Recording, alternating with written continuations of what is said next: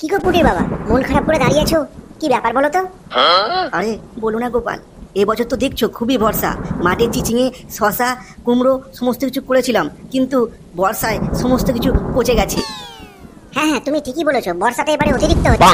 বর্ষায় ধান রুইবো যে, হাতে একটুও পয়সা নেই। মহারাজকে বলে যদি একটু ঋণের বন্দোবস্ত করে দিতে পারতে তাহলে খুবই উপকার হতো গোপাল দাদা। হ্যাঁ ঠিক আছে পুটির বাবা, তুমি চিন্তা করো না, আমি মহারাজকে আজকে গিয়ে বলছি তোমার ব্যাপারটা। আমার বিশ্বাস মহারাজ তোমার জন্য অবশ্যই কিছু করবে। তো বলো আমার সভাসদেরা, তোমরা সব কেমন আছো? মহারাজ আমরা তো সব ভালো আছি, কিন্তু আমাদের গ্রামের চাষিরা একটুও ভালো নেই। কেন গোপাল, চাষিরা ভালো নেই কেন? মহারাজ বলবেন না, এবছর তো দেখতে পাচ্ছেন অতিরিক্ত বর্ষা, সব সময় বৃষ্টি হয়েই যাচ্ছে। মাঠের চাষের এবারে খুবই ক্ষতি হয়েছে, চাষিদের সমস্ত গাছপালা মারা গেছে। ঠিকই বলেছো, এবছর খুবই বর্ষা। তো পুটির বাবা বলছিল যে তাদের চিচিঙে ঢেঁড়স সমস্ত কিছু ফসল নষ্ট হয়ে গেছে, তাই জন্য মহারাজ চাষিদের হাতে একটুও পয়সা নেই যে ধান চাষ করবে।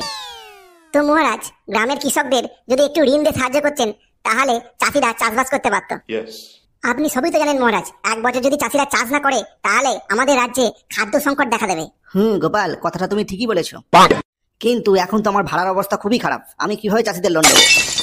মন্ত্রী তুমি কি বলো, রাজভান্ডারে যা অর্থ আছে চাষিদের কি ঋণ দেওয়া যাবে? মহারাজ চাষিরা ঋণ দিলে ঋণ শোধ করে না, আগের বছর তো আপনি ঋণ দিয়েছিলেন, ঋণ দিয়ে ফের মুকুব করে দিলেন। বারবার যদি এমন ঋণ দিতে থাকেন তাহলে আমাদের রাজসভা দেউলিয়া হয়ে যাবে মহারাজ। আগেই তো আপনার অর্থ ভান্ডার ভাড়ে মা ভাবা। এইভাবে ঋণ দিতে থাকলে একদিন আপনিই ভিক্ষা করবেন রাস্তায়। গোপাল তুমি তো সবই শুনলে, রাজভান্ডারের হাল খুবই খারাপ, এবছর আমি আর ঋণ দিতে পারবো না। মহারাজ চাষিদের আপনিই মাতা আপনিই পিতা, চাষিদের বিপদে আপনি যদি না দেখেন তাহলে কে দেখবে? কেন তুমি দেখবে? তুমি তো রাজসভা থেকে কারি কারি মাইনে পাও, তোমার কাছ থেকে দান ধ্যান করো না, মহারাজের কাছে কি করতে আসছো? মন্ত্রী মশাই আপনি তো সবই জানেন, বাজার ঘাটের হাল খুবই খারাপ, দিন আনে দিন খাই। মহারাজ যেটুকু বেতন দেয় সেটুকুতে চলে না। হ্যাঁ কি বললে, মহারাজ অপমান, মহারাজ বেতন কম দেয়? মহারাজ আপনি শুনছেন, আপনি নাকি বেতন কম দেন, গোপালের চলে না। গোপাল তুমি এই কথা বলতে পারলে? মহারাজ আমি স্পষ্ট কথা স্পষ্টভাবে বলিতে পারি, আমি অত লুকাছাপা করতে পারি না।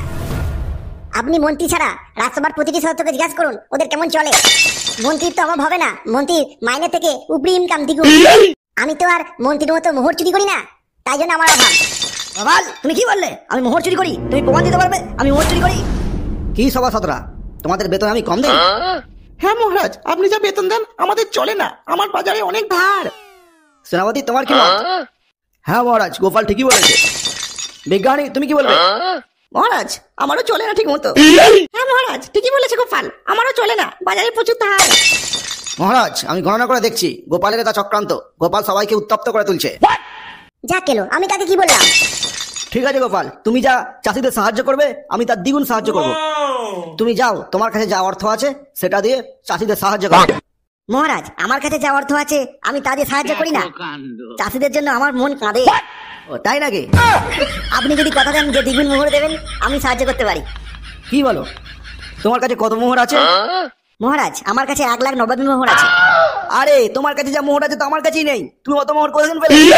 আরে মহারাজ শ্বশুর বাড়ি থেকে বিয়েতে যৌতুক দিয়েছিল। তুমি মিথ্যে কথা বলার জায়গা পাওনি। মহারাজ আমি গণনা করে বলছি, মন্ত্রী সত্যি কথা বলছে, ওর শ্বশুর বাড়ি থেকে যৌতুকে 1,00,000 মোহর দিয়েছিল। তাই নাকি? রাজ্য দিছি, তোমার গণনা কথাই আগুন। আর একবার যদি মন্ত্রীর পক্ষে কথা বলো তোমার গদ্দান নেবো। মন্ত্রী শোনো, তোমার কাছ থেকে 50,000 মোহর গোপালের হাতে দিয়ে দেবে। চাষিরা চাষ করে যদি শোধ দিতে পারে তো দেবে, না হলে দিতে হবে না। মহারাজ এমন করবেন না, আমি পথে বসে যাবো মহারাজ, এমন করবেন না মহারাজ। আমার আদেশ যদি না মানো কালকে থেকে রাস্তায় আসার দরকার নেই তোমায়। ঠিক আছে মহারাজ দিয়ে দেবো। আজকে কার মুখ দেখে বলেছিলাম রে, কি করে আমি রাস্তায় গেলাম রে, দিলে দিলে চুরি করে জমানো মোহর এক ঝটকায় 50,000 চলে গেল রে। হ্যাঁ কি বললে, সমস্ত মোহর চুরি করা? এই আমি কি বলে ফেললাম? না মহারাজ চুরি করা নয়, আমার শ্বশুর বাড়ি থেকে দিয়েছে। মহারাজ মন্ত্রী মশাই নিজেই স্বীকার করে নিয়েছে যে এগুলো চুরি করা মোহর। মহারাজ তাহলে কি দাঁড়াচ্ছে, এগুলো আপনারই মোহর। তাহলে মহারাজ চাষিদের বলে দিই আপনি 50,000 মোহর তাদের দেবেন। হ্যাঁ গোপাল, চাষিদের জানিয়ে দাও 50,000 মোহর তাদের উপহার দেওয়া হবে, আর তাদের কোনো শোধ করতে হবে না, কারণ সমস্ত মোহর আমারই। মহারাজ ধনে প্রাণে মারা যাবো মহারাজ, এমন করবেন না মহারাজ। সেনাপতি মন্ত্রী মশাইকে চুরি করার অপরাধে জেলে বন্দি করো। জয় হুকুম মহারাজ। না মহারাজ আমি সমস্ত মোহর গোপালের হাতে দিয়ে দেবো, কথাটা যেন মনে থাকে। মন্ত্রী গেল ফেসে, এই চিন্তায় রাতে যাবে পেছে। গোপাল এই নাও 50,000 মোহর, হ্যাঁ হ্যাঁ মন্ত্রী মশাই, দিন দিন দিন, চুরি করা মোহরগুলো দিন। কি যেন একটা পোড়া পোড়া গন্ধ পাচ্ছি। মন্ত্রী মশাই, আপনার বুকটা পুড়ে গেল নাকি? বুকে মনে হচ্ছে আগুন জ্বলছে। গোপাল, তোমায় আমি দেখে নেব। তুমি সাপের লাচে পা দিয়েছ, সবল তোমায় খেতেই হবে। আপনার মতো জল ধরা সাপ অনেক দেখেছি, বেশি বাড়াবাড়ি করলে না সাপের ল্যাজ ধরে 10 পা ঘুরিয়ে ছুঁড়ে ফেলে দেবো। গোপাল, এই কৃষ্ণনগরের মন্ত্রীকে চোর বলা, আমার কাছ থেকে জোর করে মোহর কেড়ে নিও। এর হিসেব আমি চুন চুনকে নেব। আমার ব্রেনই নষ্ট, আমি কাউকে ছাড়বো না। তোদের দুজনকে দেবো চরম কষ্ট, তোদের করবো চরম সর্বনাশ। তাহলে আমি জলও খাবো না, আমি কাউকে ছাড়বো না। এই পেট মোটা গোপাল আর রাজা কেষ্টার চরম সর্বনাশ করব। আমার পেছনে লাগার পরিণাম কি ভয়ঙ্কর হতে পারে কল্পনাও করতে পারবে না। গোঘ্র সাপের লেজে পা দিয়েছে, সবল তোমাদের খেতেই হবে। এই চাউলাগুলো না চা চাপিয়ে কোথায় চলে যায় কে জানে। অনেকক্ষণ বসে আছি, একটু চা খাবো তা নয়, কোথায় চলে গেছে মুহূর্তে খুঁজে পাওয়া যাচ্ছে না। দূর, আর ভালো লাগে না। ভাবলাম বেশ একটু কড়া করে গরম গরম চা খাবো, চাউলারই পাত্তা নেই। কি রে তোরা? আরে গোপাল দাদা, শুধু চা খাবে কেন, চায়ের সাথে চপটাও খাও। মানে মানে এক্ষুনি বুঝিয়ে দিচ্ছি গোপাল। কি রে, শুরু কর। আজকে আমি কাউকে ছাড়বো না, আমার মাথায় রক্ত উঠে গেছে, কাউকে ছাড়বো না। মন্ত্রী মশাই, ছেড়ে দিন ছেড়ে দিন, মন্ত্রী মশাই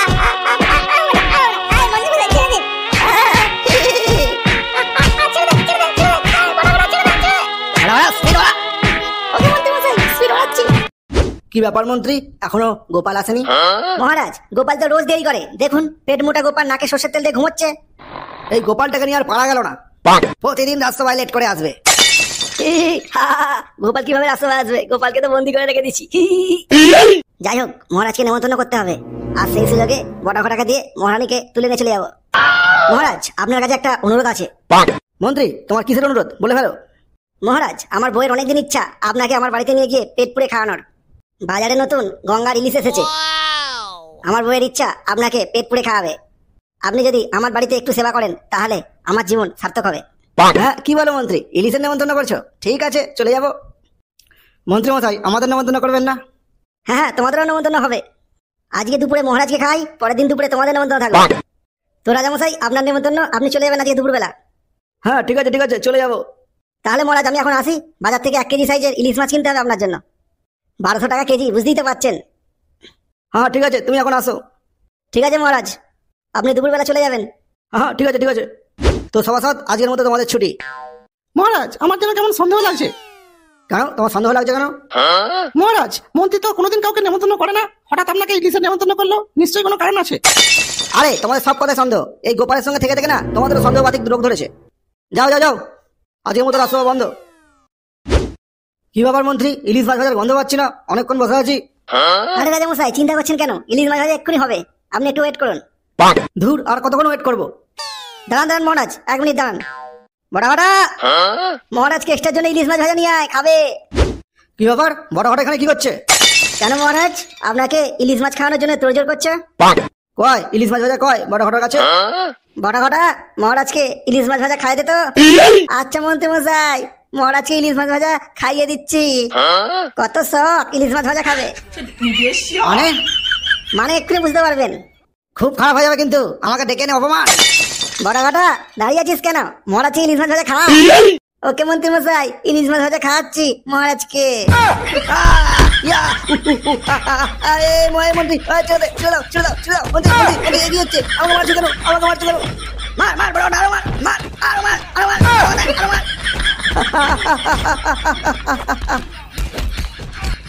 উড়ি বাবা, গোপাল তোমার এই হাল কে করলো? মহারাজ, বলবেন না, কালো কুকুর এমন করেছে আমার।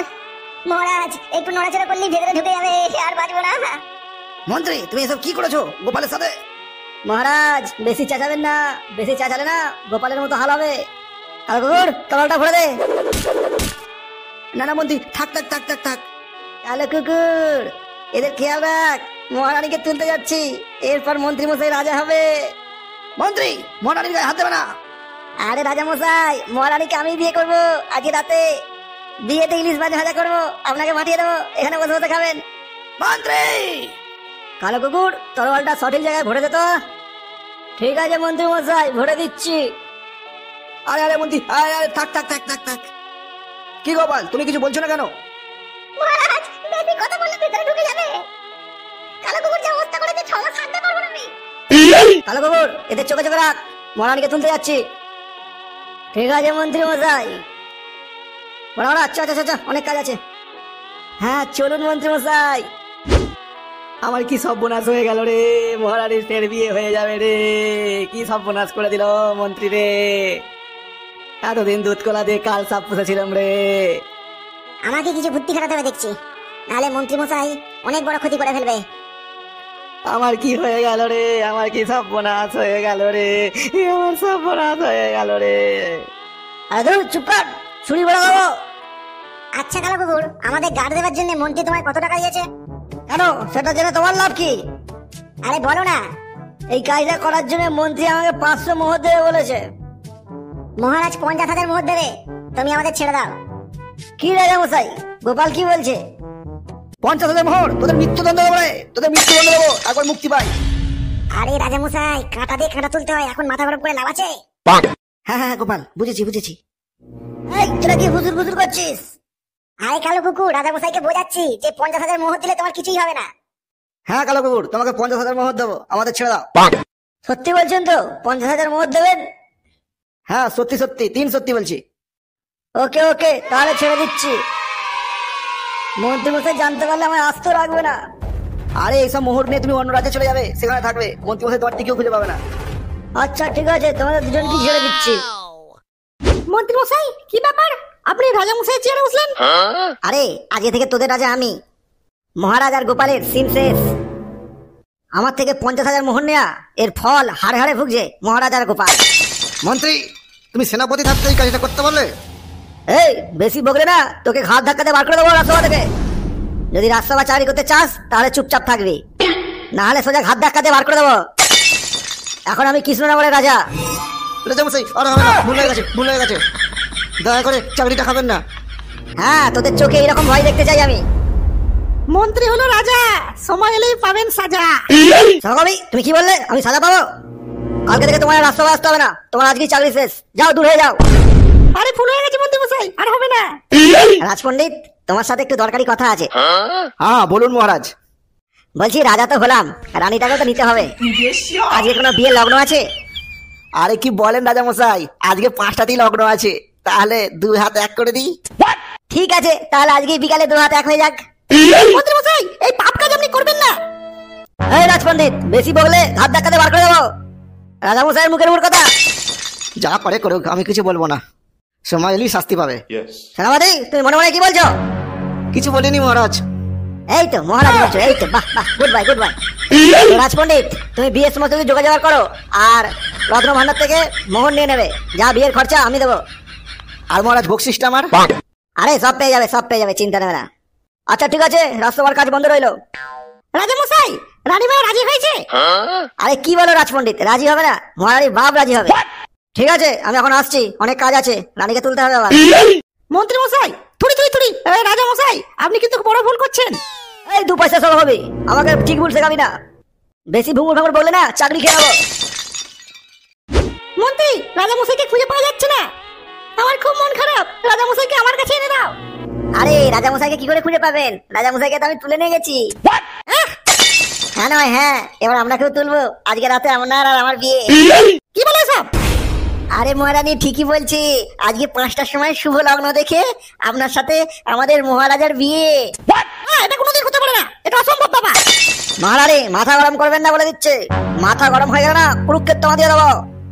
ভণ্ড মন্ত্রী, তুমি যা করার করে নাও, এই বিয়ে কোনো মতেই হবে না, এটা অসম্ভব। ঠিক আছে, কিভাবে সম্ভব করতে হয় আমি দেখিয়ে দিচ্ছি। বড় বড় চালু কর, ডোজ চালু কর। হ্যাঁ, তুমি আমার গায়ে হাত দেবে? আরে আমার পুরো মাথায় নষ্ট। বড় বড় না না, দেখছিস কি, চালু কর। ঠিক আছে মন্ত্রী মশাই।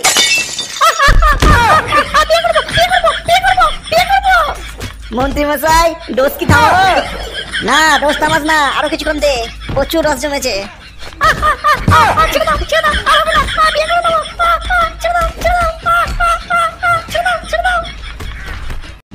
মশাই, গোপাল, তোমরা এতক্ষণ কোথায় ছিলে? ওদিকে ঢ্যামনা মন্ত্রী রাজা সেজে মহারানীকে বিয়ে করে নিচ্ছে, আর আমাদের রাজসভা থেকে অপমান করে বার করে দিয়েছে। হ্যাঁ মহারাজ, রাজপণ্ডিত ঠিক কথাই বলেছে।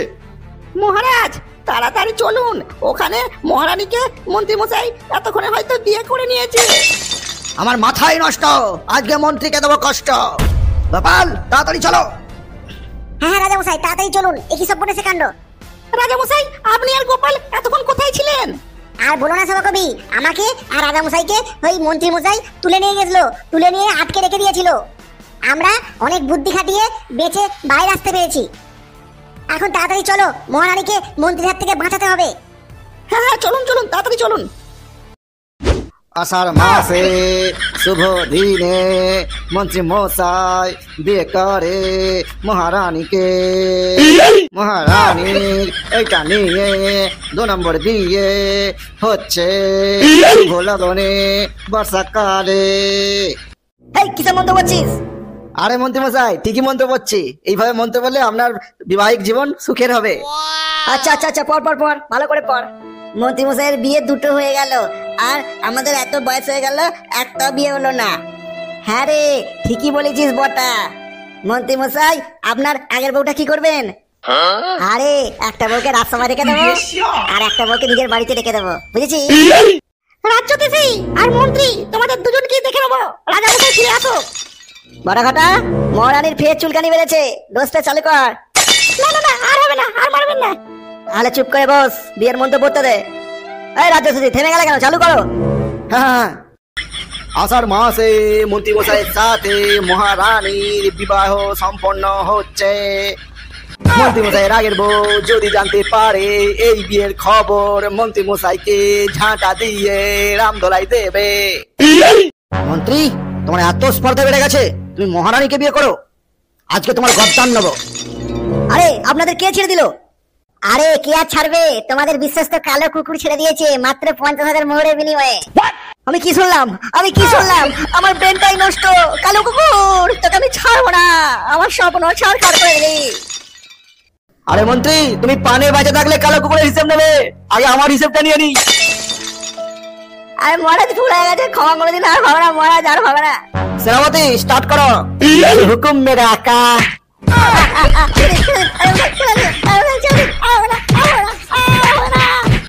সেনাপতি, বেশ বাড়াও। রাজা মশাই, ছেড়ে দিন, আর হবে না। রাজা মশাই, আর হবে না, ছেড়ে দিন। তারপরে তারপরে তারপরে আমি রাজ্য দিছি, আমাকে মারছেন কেন? আমি কি দোষ করলাম? এত বড় সাহস, মহারানীর সাথে মন্ত্রী বিয়ে দিস? এত বড় সাহস, তাকে মেরেই ফেলবো। ওরে বাবা গো, ওরে মা গো, ছেড়ে দাও গো, ওরে বাবা গো, আর করবো না গো, আর করবো না।